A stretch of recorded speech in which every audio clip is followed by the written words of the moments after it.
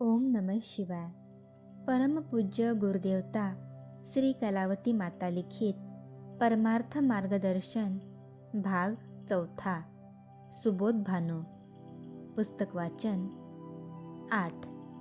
गुरु नानक. गुरु नानक यांचा जन्म रावी नदीच्या काठी असलेल्या तळवंडी नावाच्या खेड्यात झाला. त्यांच्या आईचे नाव त्रिपता व वडिलांचे नाव काळूचंद मेहता असे होते. नानकांना बालपणापासून साधू संतांचा सहवास व त्यांचा बोध ऐकण्याची अत्यंत आवड असे. 7व्या वर्षी त्यांना गुरुकुलात ठेवण्यात आले. त्यांच्या शिक्षकाचे नाव गोपाळ पंड्या असे होते. पहिल्याच दिवशी नानकांनी त्यांना, गुरुजी, तुमचे शिक्षण किती झाले आहे असा प्रश्न केला. ते म्हणाले, मी गणितात प्रावीण्य मिळविले आहे.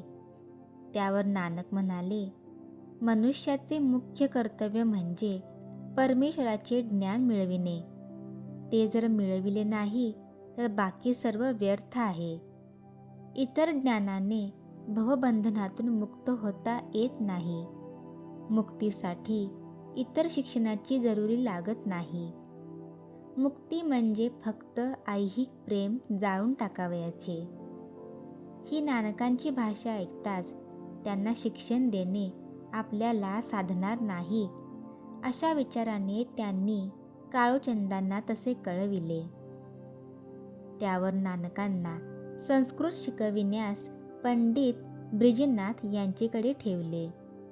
शिक्षकांनी प्रथम ओम हे अक्षर काढण्यास सांगितले. तेव्हा नानक म्हणाले, गुरुजी, आधी ओम याचा अर्थ सांगा, नंतर मी ओम काढतो. त्यावर त्या शिक्षकाने पण त्यांना शिक्षण देण्यास नाकारले. शेवटी शिक्षण देण्याचा नाद सोडून वडील त्यांना शेताकडे पाठवू लागले. तेथे ते दुसरे काहीच काम न करता सदा डोळे मिटून बसू लागले. पुढे त्यांना गुरे राखण्यास ठेविले. तेही त्यांना साधेना. तेव्हा मात्र वडिलांना अत्यंत राग आला. त्या भरात त्यांनी नानकांना चांगले झाडले आणि तू आळशी आहेस, आयते खाऊन फिरणार म्हणतोस, शेती केल्याशिवाय खायला कसे मिळणार असे ते म्हणाले. तेव्हा नानक म्हणाले, बाबा, मी आळशी नाही, मी माझे स्वतःचे शेत राखतो. वडील म्हणाले, मूर्खा, तुझे शेत म्हणजे कोणते?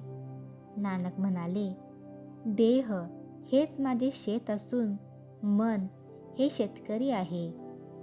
धार्मिक आचरण म्हणजे नांगरणी असून प्रभूचे नामस्मरण हे धान्य पेरावयाचे आहे. विनय हे पाणी असून पीक म्हणजे शुद्ध प्रेम. हे मुलाचे बोलणे ऐकून वडील स्तब्ध झाले. पुढे त्यांनी नानकांना एक दुकान घालून दिले. पण नानक दुकानातील सामान बावा बैराग्यांना वाटून देऊ लागले. ते कळताच वडील त्यांच्यावर रागावले. तेव्हा, बाबा, आपण रागावू नका. माझे दुकान सत्य व आत्मसंयम हे आहे. माझे गिऱ्हाईक भाविक व सज्जन आहेत असे त्यांनी उत्तर दिले. त्यावर, बैठा धंदा तुला जमत नाही तर फिरता धंदा कर असे वडील म्हणाले. तेव्हाही, माझा व्यापार दैवी ज्ञानाचा असून माझा उद्देश परमेश्वराप्रत पोहोचण्याचा आहे असे त्यांनी सांगितले. त्यावर, नोकरी तरी कर असे वडिलांनी म्हणताच, मी फक्त परमेश्वराचीच नोकरी करणार, इतरांची नोकरी करणार नाही असे ते स्पष्ट म्हणाले. संसारात गुंतविल्यानंतर आपोआप वळणावर येईल या उद्देशाने वडिलांनी नानकांचे 15व्या वर्षी लग्न केले. नानकांची नानकी नावाची एक बहीण होती. नानकांच्या लग्नानंतर तिच्या नवऱ्याने त्यांना सुलतानपूरला नवाबांच्या भांडारात प्रमुख म्हणून नेमले. 2 मुले झाल्यावर एके दिवशी कोणालाही न कळते जंगलात निघून गेले व तेथे परमेश्वर चिंतनात ते काळ घालवू लागले. परमेश्वर प्राप्तीच्या तळमळीने दिवसेंदिवस नानक रोडावत चालले. नानकांच्या वडिलांना ही बातमी लागताच ते एका सुज्ञ वैद्याला घेऊन त्या ठिकाणी गेले. वैद्याला पाहून नानक म्हणाले, "काय माझी नाडी पाहता? माझे काय तुम्हाला कळणार? माझा मनाचा रोग आहे. ज्याने हा रोग निर्माण केला तोच त्याचे निवारण करण्यास समर्थ आहे. तुम्ही आलात तसे परत जा." पुढे बरेच दिवस ते अन्नपाणी वर्ज्य करून एकांतात राहिले. साक्षात्कारानंतर जनांच्या उद्धाराकरिता ते देशोदेशी फिरू लागले. आयुष्याच्या शेवटी ते कर्तारपूर येथे येऊन स्थायिक झाले.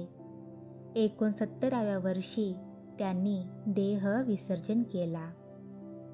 श्री सद्गुरुनाथ महाराज की जय.